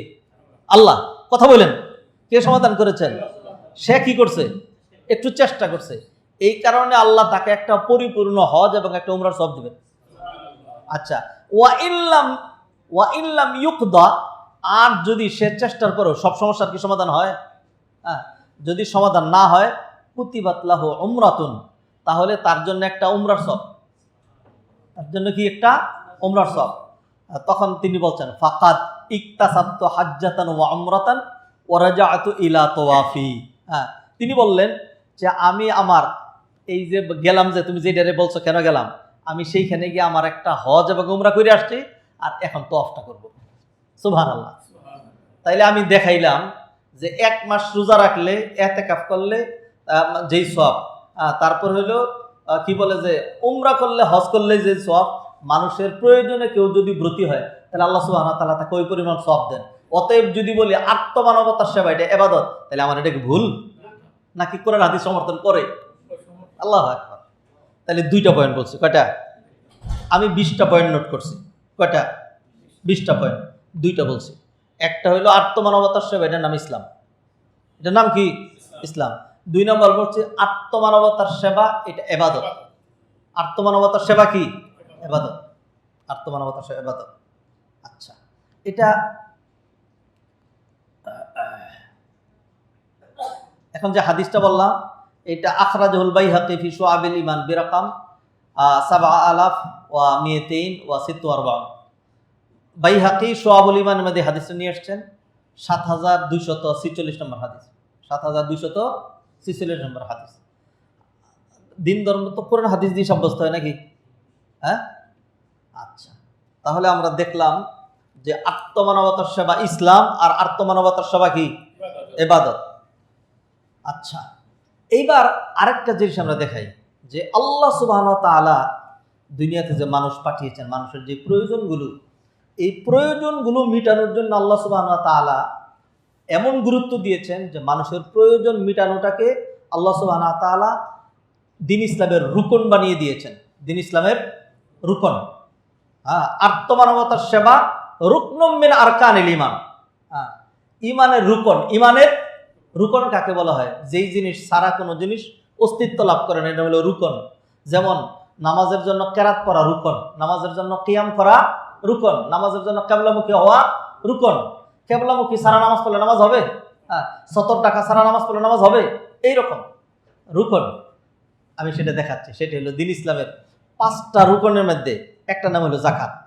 একটা নাম কি? যাকাত। যাকাত কাদেরকে দেওয়া হয়? আত্মমানবতার সেবায়। কোরআন আল্লাহ বললেন, ইন্নামাস সাদাকাতু লিল ফুকারাই ওয়াল মাসাকিন ওয়াল আমিলিনা আলাইহা ওয়াল মুআল্লাফাতি কুলুবুহুম ওয়া ফির রিকাবি ওয়াল গারিমিনা ওয়া ফি সাবিলিল্লাহি ওয়া ইবনিস সাবিল ফারিদাতাম মিনাল্লাহ আল্লাহু আজিজুন হাকীম। তাহলে আল্লাহ সুবহানাহু ওয়া তাআলা যে যাকাত প্রবর্তন করেছেন, যে যাকাত ফরজ করেছেন, এইটা আত্মমানবতার সেবার জন্য।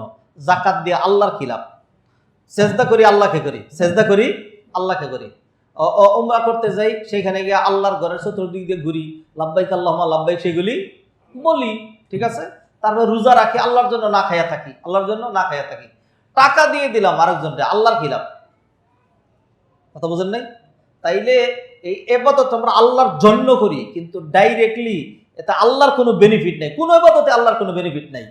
কিন্তু আমি এটা বোঝানোর জন্য দেখাচ্ছি যে যাকাতটা ডাইরেক্টলি, এটা যে ফরজ আমার আপনার দিতেই হবে, এটা তো ফরজ না। এটা কেন? এটা দিতে হবে এটা পাবে কারা? আল্লাহ সুবহানাহু ওয়া তাআলা খাত নির্ধারণ করে দিলেন, যারা এতিম, যারা মিসকিন, যারা ফকির, যারা সমস্যাগ্রস্ত, যারা ঋণগ্রস্ত, যারা বন্যার্থ, যারা এরকম সেরকম, যারা চিকিৎসা পাচ্ছে না, যারা রুগ্ন, যাদের প্রয়োজন রয়েছে, যারা মুহতাজিন, যারা মাকরুব, এদের সহযোগিতার জন্যই তো যাকাতটা দিতে হয়। তাহলে আল্লাহ সুবহানাহু ওয়া তাআলা আত্মমানবতার সেবাকে দ্বীন ইসলামের একটা স্পেশাল রুকন হিসাবে আল্লাহ সুবহানাহু ওয়া তাআলা নির্ধারণ করেছেন। সুবহানাল্লাহ। তাইলে আমরা দ্বীন ইসলাম বুঝি নাই, আমরা দ্বীন ইসলাম বুঝি না। আমরা মনে করছি খালি কপালের মধ্যে যদি একটা চিহ্ন পইরা যায়, আর যদি খালি একটা হজ উমরা করতে পারি, আর যদি দাড়িটা খালি লম্বা হয়, আর যদি লম্বা হয়, আর যদি খালি নিচের দিকে তাকায় থাকতে পারি, কে মরলো কার কি হইলো সেগুলো আমার দেখার দরকার নাই। অধিকাংশ কারণ হলো আমরা বেশি ভালো মানুষ, তো বেশি ভালো যেগুলো এগুলো হলো শয়তান। মনে রাখবেন, বেশি ভালো কখনোই ভালো না, কিছু ভালো কিছু খারাপ হইতে হয়, রাগ করেন না। বেশি ভালো মানে কি কোনো দিকে সে দেখে না। ধরেন অ্যাক্সিডেন্ট হয়ে এক মহিলা কাতরাচ্ছে, হ্যাঁ, সে যখন দেখলো মহিলা, আউযুবিল্লাহি মিনাশ শাইতানির রাজিম, এদিকে চলে যাচ্ছে, আমি মহিলার দিকে তাকাই না, এটা মানুষ না শয়তান? এটার নাম দ্বীন ইসলাম না।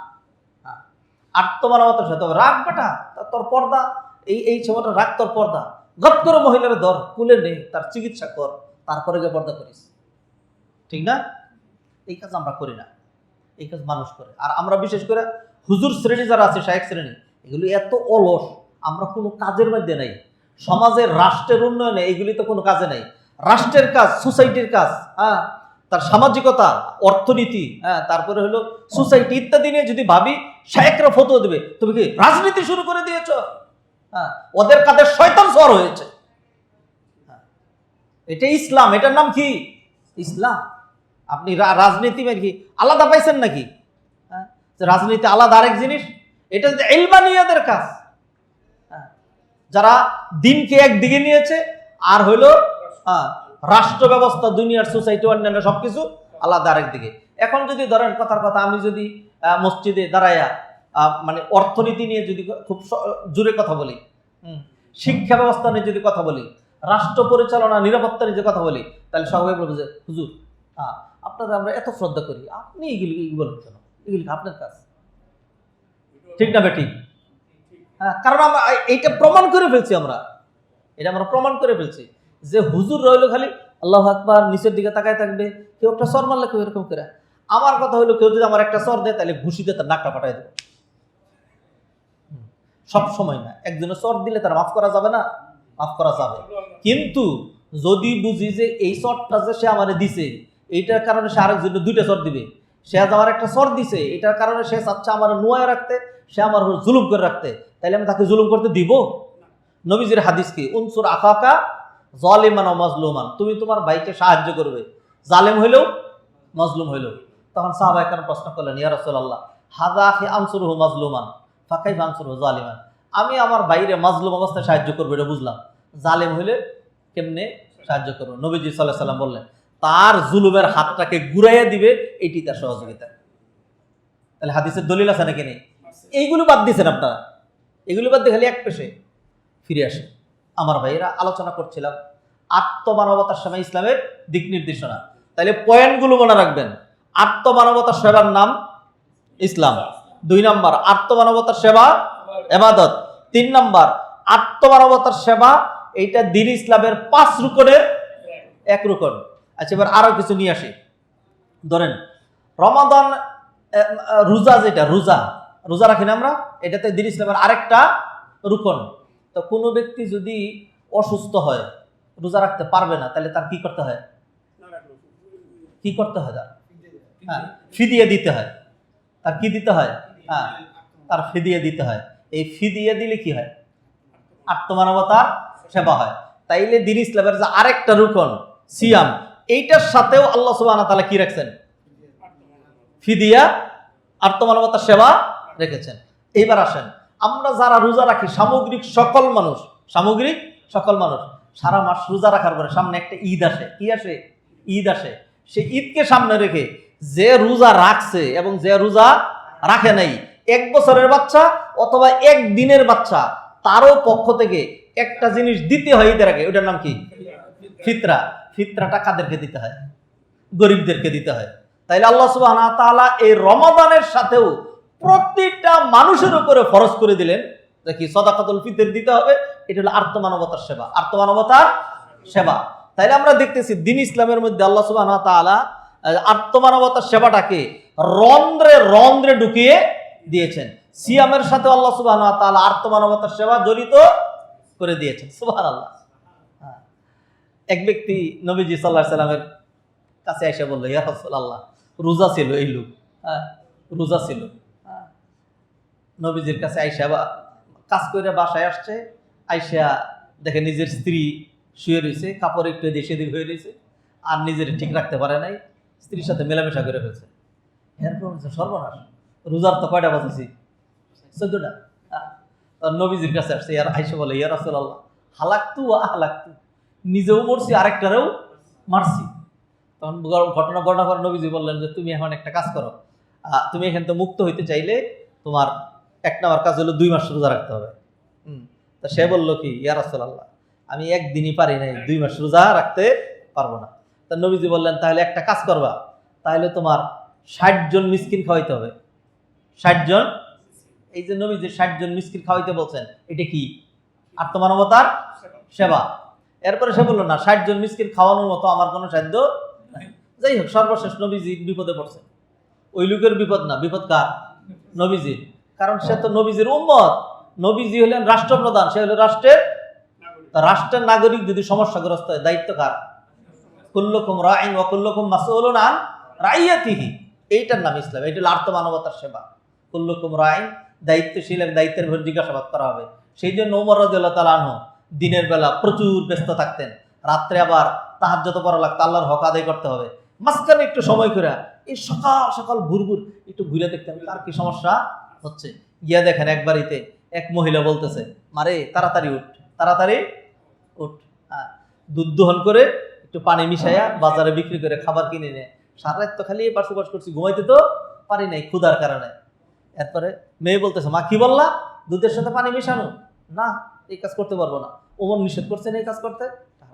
দূর বেটি, ওমর কি এটা দেখবে? তখন মেয়ে বলতেছে যে মহিলা বলতেছে, মেয়ে বলতেছে যে মারে, ওমর হয়তো দেখবে না, কিন্তু আল্লাহ, তুমি যে বললা কেউ দেখবে না, আল্লাহ কেউ দেখবে না, আবার কিন্তু আল্লাহ তো দেখবে, আমি এই কাজ করতে পারবো না। ওমর রাদিয়াল্লাহু তাআলা কষ্টও পাইলেন, আবার খুশি হইলেন। তার সাথে যে ছিল, নামটা এই মুহূর্তে ভুলে গেছি, তাকে বলল, এই কিছুদিন আগে আলোচনা করছে, তার নাম সহ গেছি, ভুলে দেখছেন। তা বললো যে গটারে চিহ্ন দিয়ে রাখো। এরপর ওমর রাদিয়াল্লাহু তাআলা বাড়িতে গিয়ে ওদের জন্য খানা পাঠাইলেন, এবং তারপরে দিনের বেলা পাঠাইলেন, গিয়ে বলো এই বাড়িটার তথ্য নিয়ে আসো, এই কারা। পরে তথ্য নিয়ে আসলো যে এই মহিলা বিধবা মহিলা, আর এটা হলো কুমারী মেয়ে। এটা কি কুমারী মেয়ে, খুবই দরিদ্র। ওমর রাদিয়াল্লাহু তাআলা তার রাজ্যের লোকজন কি কষ্টে আছে না আছে সেটা চিন্তা করার জন্য রাষ্ট্রনায়ক হয়ে এটা চিন্তা করছেন নাকি করেন নাই? আর আমাদের প্রধানমন্ত্রী এক রূপপুর পারমাণবিক কেন্দ্র থেকে 59,000 লক্ষ টাকা, 59,000 লক্ষ টাকা চুরি করছে এক রূপপুর পারমাণবিক কেন্দ্র থেকে। আমার কথা চিন্তা করার সময় কখন? কোথায় ইলিয়াসের পেট ফাইরার সমুদ্রে ফালাইয়া দিছে, তার কথা চিন্তা করার সময় কোথায়? তারপরে হলো আজমিরে কত বছর ধরে সেই মাটির নিচে ঢুকায় রাখছে, এটা চিন্তা করার সময় তার নাই। এইগুলি সর্বনাশ, এগুলি করেন না, এগুলি রাজনীতি। এই সমস্ত বাজে নীতিগুলি আমাদের শায়েখরা আমাদের সমাজে প্রতিষ্ঠা করেছে। আপনি জুলুমের বিরুদ্ধে বলবেন না। আজকে যদি কিছু ছেলেরা এইভাবে জানবাজি রেখে জুলুমের বিরুদ্ধে না করতো, তাহলে জুলুমের নিষ্পত্তি হইতো না। ইসলাম বুঝেন নাই আপনি। মানুষের পাশে দাঁড়াবেন না, সমস্যাগ্রস্ত মানুষ কে ওইখানে মরতেছে। আমি শায়েখ তো করকর করে চিংড়ি মাছ খাই, আমি শায়েখ তো করকর করে কি খাই? চিংড়ি মাছ খাই। আল্লাহ আল্লাহ আল্লাহ মাফ করুক। তো ওমর রাদিয়াল্লাহু তাআলা এরপরে তার ছেলেদেরকে ডাকলেন, ডেকে বললেন, খুব সুন্দর একটা পাত্রী পেয়েছি, আমার তো বুড়া হয়ে গেছি, যদি খালি আমার বিয়ের যত সামান্য ক্ষমতা থাকতো তাহলে এই মেয়েটার বিয়ে করতাম, তোমরা একজন এই মেয়েটার বিয়ে করো। কারণ তারপরে ওমর রাদিয়াল্লাহু তাআলা ছেলে, এক ছেলে বিয়ে করলেন। একজন তো হলেন আব্দুল্লাহ, আরেকজন আব্দুর রহমান, আরেকজন নাম কি জানেন বিয়ে করছে। আচ্ছা, সে এটা বিয়ে করলো, মানে অথচ এই রাজ্যের সবচেয়ে দরিদ্র শ্রেণীর একজন গোয়ালিনীর মেয়ে, আর তিনি হলেন রাষ্ট্রপ্রধান। যাই হোক, যারা ইয়া থাকে তাদের দায়িত্ব এটা মানুষের এগুলি ঘুরে ঘুরে দেখা, তাদের এই খবরাখবর নেওয়া। এই জন্য খালি নিজে চুপ করে বসে থাকলে হবে না। তো এইভাবে এটা সমাধান করলেন। আর নবীজি সাল্লাল্লাহু আলাইহি সাল্লাম দেখাচ্ছিলাম যে কিভাবে রাষ্ট্রপ্রধানটা গরিবের সমস্যাটাকে নিজের সমস্যা মনে করেন। উমর রাদিয়াল্লাহু তাআলা আনহু তার রাষ্ট্রের লোকজনের সমস্যা নিজের সমস্যা মনে করেছেন। নবীজি সাল্লাল্লাহু আলাইহি সাল্লাম ওই লোক তার ওয়াইফের সাথে মিলামেশা করে রোজা ভাঙ্গিয়া আসছে, এখন বিপদ কার? নবীজির বিপদ। নবীজি বললেন বসো। এরপরে এক লোক কিছু খেজুর নিয়ে আসছে যাকাতের। নবীজি এবার তারা এটা দিয়ে বললেন, যাও এটা নিয়ে গরিব মিসকিনকে কি করো, বিতরণ করে দাও। এই লোক কতটুকু গিয়ে আবার ফিরে আসছে। আয়েশা কে রাসূলুল্লাহ, আপনি যে গরিব মিসকিনদেরকে দিতে বললেন, কিরকম গরিব মিসকিনকে দিল, আমার মতো নাকি আমার চেয়ে বেশি? তখন বললো যে না, তোমার চাইতে, তুমি যেহেতু অপরাধ করছো, তোমার চাইতে বেশি গরিব যারা তাদেরকে দিবা। তখন সে বলতেছে, ইয়া রাসূলুল্লাহ, মা বাইনা লাবাতাইল মদিনা, মদিনার দুই প্রান্তের মাঝখানে আমার মতো গরিব আর কেউ নাই। এরপর নবীজি বললেন, তোর বউরে নিয়ে খেয়ে যা। এরপরে নবীজি তাকে দিয়ে দিলেন। তাইলে দেখেন, অপরাধ করলো, আবার আল্লাহ সুবহানাহু ওয়া তাআলা তার জন্য রিজিকের ব্যবস্থা করে দিলেন। তাইলে সিয়ামের সাথে রিলেটেড, সিয়ামের কাজা, সিয়ামের কাফফারা, সিয়ামের সাদাকাতুল ফিতর, যারা সিয়াম রাখতে পারে না তাদের ফিদিয়া দেওয়া, যাবতীয় সবকিছু কিসের সাথে রিলেটেড? আত্মমানবতার সেবার সাথে রিলেটেড। বুঝছেন নাকি বুঝেন নাই? আমি যেই কথাগুলো বলছি একটাও কি প্রলেপ, ঘুরাই কথা, ডাইরেক্ট কথাই গেল। অতএব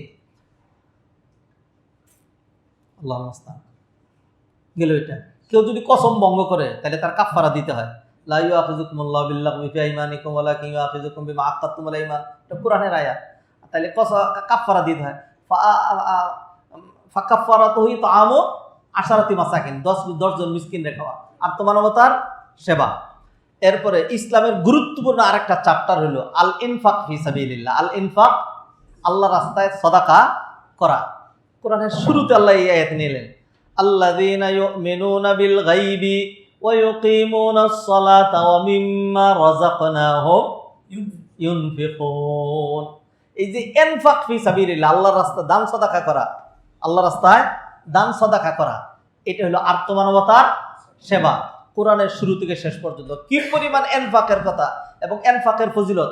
কোনো ইবাদত নাই যে ইবাদতের ফজিলত এত বেশি। নবীজি সাল্লাল্লাহু আলাইহি ওয়াসাল্লাম একটা হাদিসের মধ্যে বলছেন, আল আমালু ইনদাল্লাহি সাবা, আল্লাহর নিকট আমল 7 রকম। কয় রকম? 7 রকম। আমালানে মুজিবান, দুইটা জিনিসকে ওয়াজিব করে। তাওহীদ জান্নাত ওয়াজিব করে, আর শিরিক জাহান্নাম ওয়াজিব করে। কেউ যদি নেক আমলের নিয়ত করে তাইলে একটা সব, নিয়ত করলেই সব। আচ্ছা, আর যদি কেউ গুনাহ করে তাহলে যতটুকুন গুনাহ করছে ততটুকুন, এলো 4 নাম্বার। আর কেউ যদি নেক আমল সম্পাদন করে তাহলে 10 গুণ। কয় গুণ? 10 গুণ। এইগুলো কয়টা? 5টা আমল। হ্যাঁ, এগুলো 5টা আমল। 6 নাম্বার কি? 6 নাম্বার এটা একটা নেক আমল। সেটা হলো কেউ যদি আল্লাহর রাস্তায় দান করে, তাইলে একটার বিনিময়ে 700 গুণ সব। কোরআন আয়াত দলিল, মাসালুল্লাযিনা ইনফিকুনা আমওয়ালাহুম ফি সাবিলিল্লাহি কামাসালি হাববাতিন আম্বাতাত সাবআ সানাবিলা ফি কুল্লি সুম্বুলাতিন মিয়াতু হাব্বা। তাইলে আত্মমানবতার সেবা শুধু নামাজের মতো, রোজার মতো, অন্য নেক আমলের মতো নেক আমল না। আত্মমানবতার সেবা এমন এক নেক আমল, এমন এক ইবাদত যার প্রতিদান অন্য 5টা ইবাদতের চাইতে বেশি। 5টা ইবাদতের চাইতে বেশি। সেটা কি? এর প্রতিদান কম করে হলো 700 গুণ। ইল আদআফা মুদাআফা, লক্ষ লক্ষ কোটি কোটি গুণ। যেই পরিমাণ ইখলাস হবে ওই পরিমাণ সব বাড়বে। কেমনে বলবো আমি? 20টা পয়েন্ট থেকে কয়টা বলছি? 5টাও কি বলছি? বলিনি। হ্যাঁ, নবীজি সাল্লাল্লাহু আলাইহি ওয়াসাল্লাম একটা হাদিসে বলছেন, লা তাসুব্বু আসহাবি, তোমরা আমার সাহাবীদেরকে গালমন্দ করবে না। ফাওয়াল্লাহ, আল্লাহর কসম করে বলছি, তোমাদের কেউ যদি উহুদ পরিমাণ স্বর্ণ দান করে তাইলে আমার সাহাবীরা 1 মুঠ দান করে যেই সব পাইছে অত সব পাবে না। ধরেন 1টা টাকা দান করলে যদি 700 সওয়াব হয়, কত? তাইলে উহুদ পরিমাণ স্বর্ণ দান করলে অন্তত 2000 সওয়াব হইব। কি বলেন? 2 লাখ, 2 কোটি, আরো অনেক বেশি। নবীজি বললেন আমার সাহাবীরা 1 মুঠ দান করে আদামুর দান করে যে সব পাইছে, তোমরা উহুদ পাহাড় পরিমাণ দান করলে সব পাবা না। কেন বেশি হচ্ছে ওইটা? কারণ হলো সাহাবীদের যেই ইখলাস, আমাদের ইখলাস ওরকম হওয়া কিনা সম্ভব নয়। তাহলে আমরা যেটা দেখতে পেলাম সেটা হলো, দানের মধ্যে যদি আপনার ইখলাস বেশি থাকে তাহলে সেই পরিমাণ সওয়াব পাবেন। 700 গুণ, 7000 গুণ, 7 লক্ষ গুণ, 7 কোটি গুণ, 7 মিলিয়ন গুণ, 7 ট্রিলিয়ন গুণ, 7 বিলিয়ন গুণ, আপনি আরো কত বলবেন, বলতে থাকেন। সুবহানাল্লাহ। তাহলে আর্তমানবতার সেবা কত বড় ফজিলতের কাজ, তাকে আমরা চিন্তা করে দেখেছি। আল্লাহ আমাদেরকে তৌফিক এনায়েত করেন। আমি আর কিছু পয়েন্ট একটু তাড়াহুড়া করে বলে ফেলি, যেহেতু হাতে সময় নাই। আর্তমানবতার সেবা এমন একটা কাজ যেটা আল্লাহ সুবহানাহু ওয়া তাআলা সবচেয়ে বেশি পছন্দ করেন। আর কোন ব্যক্তিকে আল্লাহ সবচেয়ে বেশি করেন? যে আর্তমানবতার সেবায় ব্রতী হয়। নবীজি সাল্লাল্লাহু আলাইহি সাল্লামের হাদিস, আব্দুল্লাহ ইবনে ওমর তিনি বর্ণনা করছেন যে এক ব্যক্তি নবীজিকে জিজ্ঞেস করলো যে কোন ব্যক্তি আল্লাহর কাছে বেশি প্রিয় এবং কোন আমল আল্লাহর কাছে বেশি প্রিয়। তখন নবীজি বললেন, আহাব্বুন নাসি ইলাল্লাহ আনফাউহুম লিন-নাস। মানুষের মধ্যে ওই ব্যক্তি আল্লাহর কাছে বেশি প্রিয় যে মানুষের বেশি উপকার করে। মানুষের বেশি উপকার কেমনে হয়? আমি যদি তাহাজ্জুদের নামাজ পড়ি তাহলে মানুষের বেশি উপকার হয়। কি বলেন? মানুষের বেশি উপকার হয় না। মানুষের উপকার হইলো মানুষের যার যেটা দরকার, একজন জানে না তাকে একটা ইলম শিক্ষা দিলাম, এটাও কি উপকার। আমরা শাইখরা যে কাজ করি এগুলিও ভালো কাজ, কিন্তু আমি বলছি আর একটা বিশাল ওয়াইড চ্যাপ্টার আছে, এটা যে আমরা বাদ দিছি, সেটা হলো আর্তমানবতার সেবা। এরপরে নবীজি আরো বললেন, ওয়াহাব্বুল আমার ইলাল্লাহ, আর আল্লাহর কাছে সবচেয়ে উত্তম আমল হলো সুরুরুন তুদখিলু আলা মুসলিম। তুমি যদি একটা মুসলমানকে একটু খুশি করতে পারো, মনের ভিতরে কষ্ট আছে, একজন হসপিটালে কষ্ট পাচ্ছে, আপনি সেখানে গিয়ে বললেন আসসালামু আলাইকুম, আর এই বিপদ আপদ দুনিয়াতে থাকে, আল্লাহ যারে পছন্দ করেন আল্লাহ তারা রূপ দেন, গুনাহ মাফ হয়ে যাবে, খুশি হবে না সে? একজন কষ্ট আছে, খানা নাই, তারা যদি একটু ভালো খানা কিনে দেন, একজনের টাকা নাই, যদি একটু টাকা দেন, তাহলে সে খুশি হবে না? এইগুলি কাজ। আও তাকশিফু আনহু কুরবাতান, মানুষের একটা সমস্যা যদি দূর করে দাও। আও তাকদি আনহু দাইনান, অথবা মানুষের একটু ঋণ যদি তুমি আদায় করে দাও। আও তাতরুদু আনহু জুআন, অথবা মানুষের ক্ষুধা যদি তুমি নিবারণ করতে পারো, তাহলে এই সমস্ত কাজগুলো হলো আল্লাহর কাছে সবচেয়ে উত্তম কাজ। তাহলে আর্তমানবতার সেবার কাজ যেটা আল্লাহর কাছে সবচেয়ে উত্তম আমল হলো আর্তমানবতার সেবা। কোনটা? আর্তমানবতার সেবা। আচ্ছা, আর্তমানবতার সেবা। তো এইভাবে আমরা দেখতে পাচ্ছি যে আর্তমানবতার সেবা করলে আল্লাহ সুবহানাহু ওয়া তাআলা, এটা এমন এক ফজিলতের কাজ, আল্লাহ সুবহানাহু ওয়া তাআলা মনের ভিতরে অনেক শান্তি দেন। You get your mental pleasure. কারণ হলো মানুষের থেকে, ধরেন ছুরি মেরে একজন থেকে নিলেন, যদি সত্যিকার মানুষ হন তাহলে মনের ভিতরে কষ্ট থাকবে। আর যদি এমন হয় যে একজন বিপদে ছিল, তাকে একটু চিকিৎসা করতে পারছেন, তার পাশে একটু দাঁড়াইতে পারছেন, তাকে 2 টাকা দিতে পারছেন, তাহলে মনের ভিতরে আত্মতৃপ্তি, শান্তি পাবেন নাকি পাবেন না? পাবেন। আর একটা পয়েন্ট, এগুলি আলোচনার এক একটা আধা ঘন্টা কোরআন হাদিসের দলিল দিয়ে বলা গেলে হয়তো সময়ের সাথে মিলিয়ে তো করা লাগবে। সময় তো আর কম দেওয়া হয়নি, ভালোই দেওয়া হয়েছে, কিন্তু আমি কুলে উঠতে পারি নাই। আচ্ছা, আরেকটা হলো যে আপনি আর্তমানবতার সেবা করবেন, মানুষের সমস্যায় দাঁড়াবেন, তাইলে আল্লাহ আপনার সমস্যায় দাঁড়িয়ে যাবেন। একজনের দারিদ্রতা দূর করার জন্য চেষ্টা করলেন, আপনার দারিদ্রতা কে দূর করবে? একজন অসুস্থ, তার চিকিৎসার চেষ্টা করলেন, আল্লাহ সুবহানাহু ওয়া তাআলা আপনার কি করে দিবে? আপনার সুস্থতা দিয়ে দিবে। এরপরে হলো একজন বন্যার্ত, আপনি তার পাশে গিয়ে দাঁড়াইলেন, তাহলে আল্লাহ সুবহানাহু ওয়া তাআলা এইভাবে আপনি যখন বিপদগ্রস্ত হবেন, তখন আল্লাহ সুবহানাহু ওয়া তাআলা আপনাকে সেই বিপদ থেকে কি করবেন? উদ্ধার করবেন। তো এইভাবে নবীজির হাদিস হলো দলিল, আল্লাহু ফি আউনিল আবদি মা কানাল আবদু ফি আউনি আখিহি। একজন মানুষ যখন তার ভাইয়ের পাশে দাঁড়ায়, সহযোগিতা করে, তখন সরাসরি আল্লাহ সুবহানাহু ওয়া তাআলা তার পাশে দাঁড়ায়, আল্লাহ তাকে সহযোগিতা করেন। তারপরে হলো কেউ যদি আচ্ছা, এটার একটা দলিল দেই, একটু সব পয়েন্ট তাড়াহুড়া করলে কেমনে হবে? না হয় 20টা বাদ দিলাম, 10টা পয়েন্ট বলি আজকে। উদাহরণ দিচ্ছি, মুসা আলাইহিস সালামের নাম শুনছেন আপনারা? কে কে শুনেন নাই? সবাই শুনছেন। মুসা আলাইহিস সালাম যখন তিনি মাদিয়ান নগরীতে গেলেন, আগের ঘটনা বাদ, মাদিয়ান নগরীতে যখন গেলেন, মানে যান বাঁচানোর জন্য পালাইয়া গেছেন, একখানে গিয়ে এরকম মিসকিনের মতো কোনো রাস্তা চিনেন না, বাড়ি চিনেন না, কার কাছে যাচ্ছেন কিছুই জানেন না, একখানে বসে রয়েছেন। দেখলেন যে বিকালবেলা রাখালরা এসে একটা জায়গা থেকে কুয়ার ডাকনা সরাইয়া তারপর তারা পানি পান করে, আর দুইটা মেয়ে দূরে দাঁড়ায় রয়েছে। হ্যাঁ, এরপরে মুসা আলাইহিস সালাম একটু পরে তাদেরকে জিজ্ঞাসা করলেন, মা খাতবুকুমা, তোমাদের কি বিষয়? তখন তারা বললো যে দেখো, আমাদের বাবা একজন বড় শায়েখ, শুআয়ব আলাইহিস সালামের মেয়ে ছিল, তার পক্ষে এইগুলি প্রতিপালন করা সম্ভব নয়, তো আমাদের আর কোনো ভাই নেই, সেই জন্য আমরা এই কাজটা করি।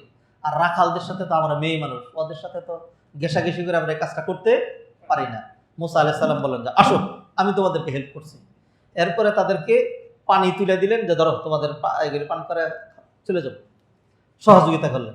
এরপরে ফাসাকা লাহুমা সুম্মা তাওয়াল্লা ইলা যিল্লি ফাকালা রাব্বি ইন্নী লিমা আনজালতা ইলাইয়া মিন খাইরিন ফাকির।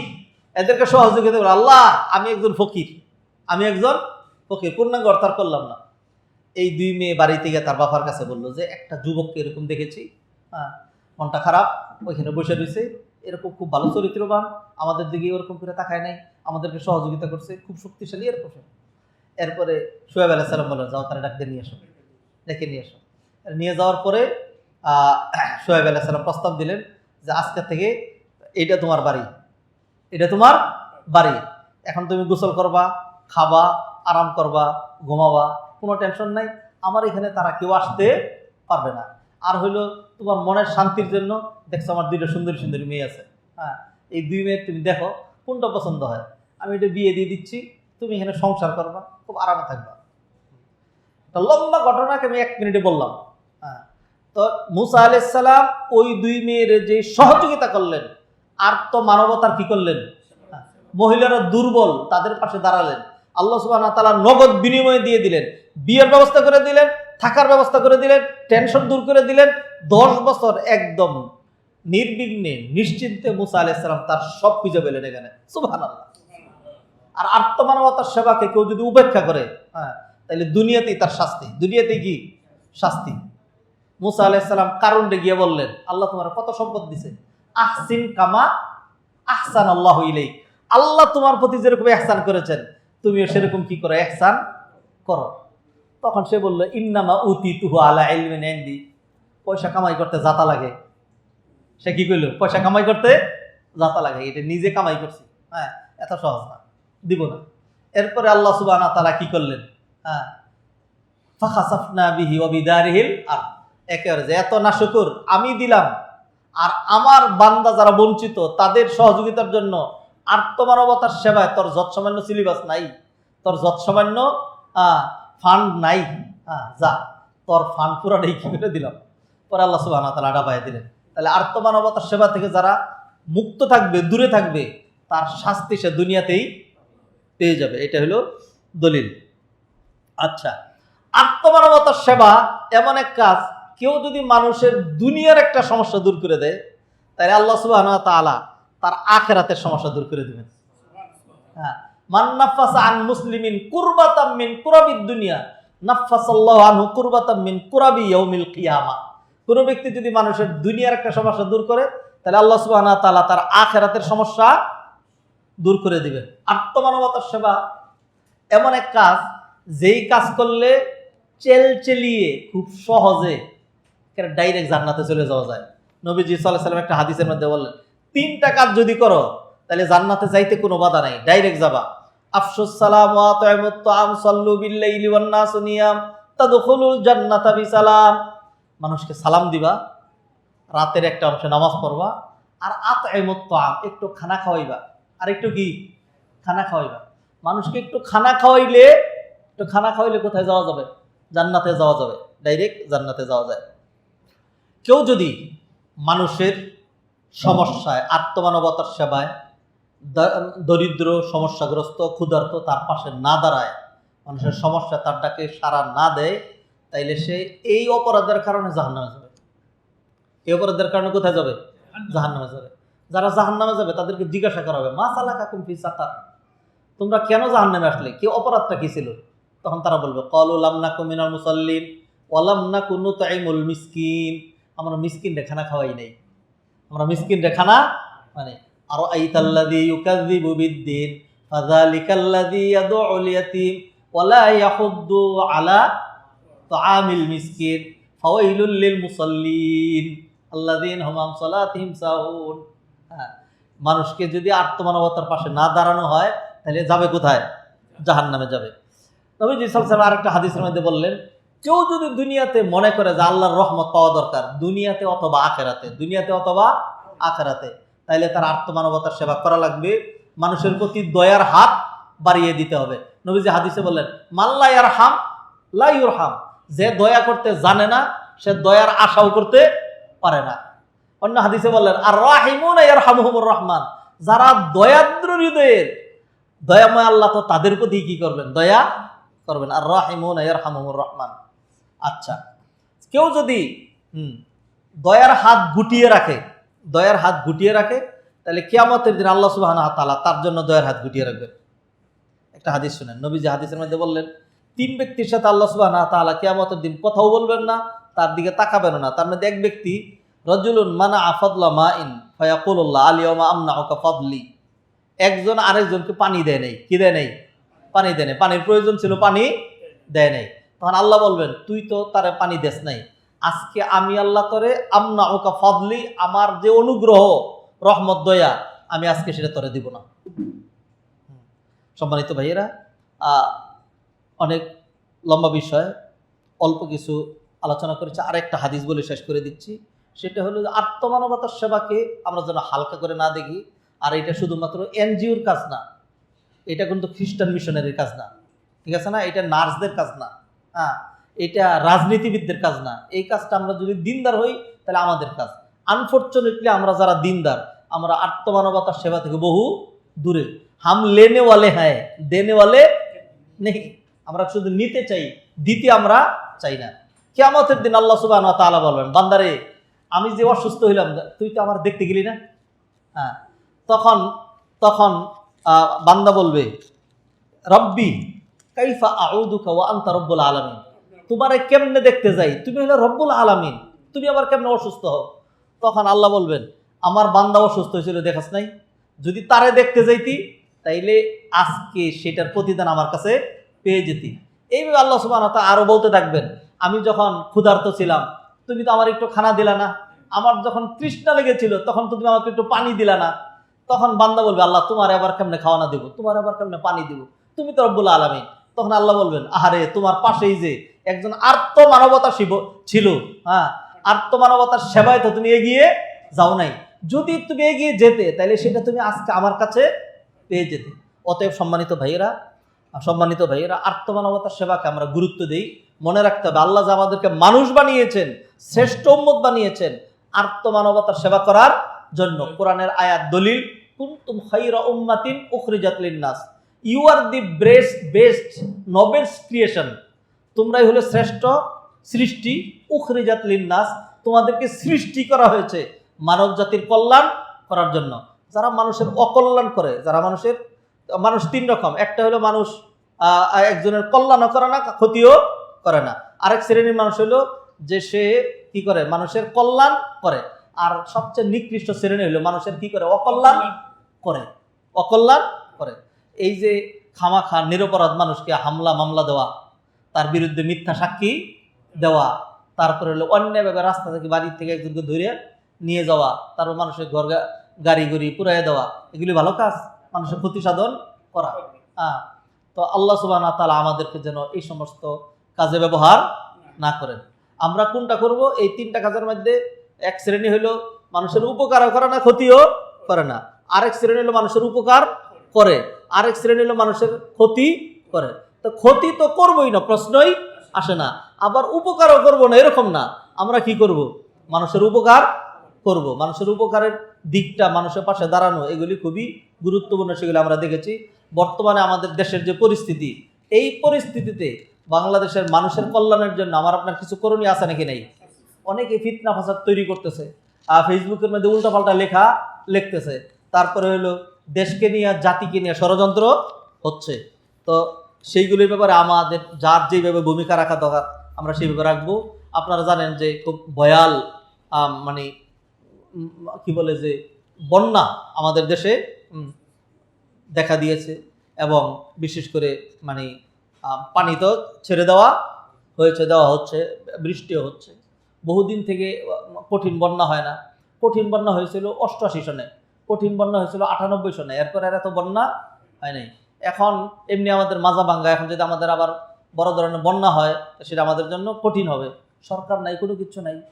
তো সেই জন্য আমার আপনার যার যেইটুকুন আছে সেগুলো নিয়ে সেখানে ঝাঁপিয়ে পড়া দরকার আছে। আর আর আর সর্বশেষ একটা আহ্বান, এই যে মনে করেন সপ্তাহে এখানে একটা আলোচনার ব্যবস্থা হয়, তারপরে হলো এখান থেকে মানুষকে, সবাই তার সব কাজ করতে পারে না। ডাক্তারের কাজ ডাক্তার করে, ইঞ্জিনিয়ারের কাজ ইঞ্জিনিয়ার করে, আলেমদের কাজ আলেমরা করে।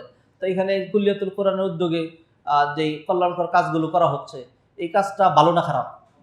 তো সেই ক্ষেত্রে এই কাজটাকে বেগবান রাখার জন্য আমার আপনার সাহায্য সহযোগিতার হাত বাড়ানোর দরকার আছে না? দরকার আছে। এইটাও কিন্তু মানুষের একটা সেবা হচ্ছে। আমরা কিন্তু এই যে আত্মমানবতার সেবা বলি, যে এই যে এখানে আপনারা যারা আসছেন, আমরা যারা আসছি, আমরা সবাই মিসকিন। সবাই কি মিসকিন? কোন দিক দিয়ে মিসকিন? এলেম নাই, কি নাই? এলেম নাই, দিন নাই, ধর্ম নাই, কিছুই জানি না।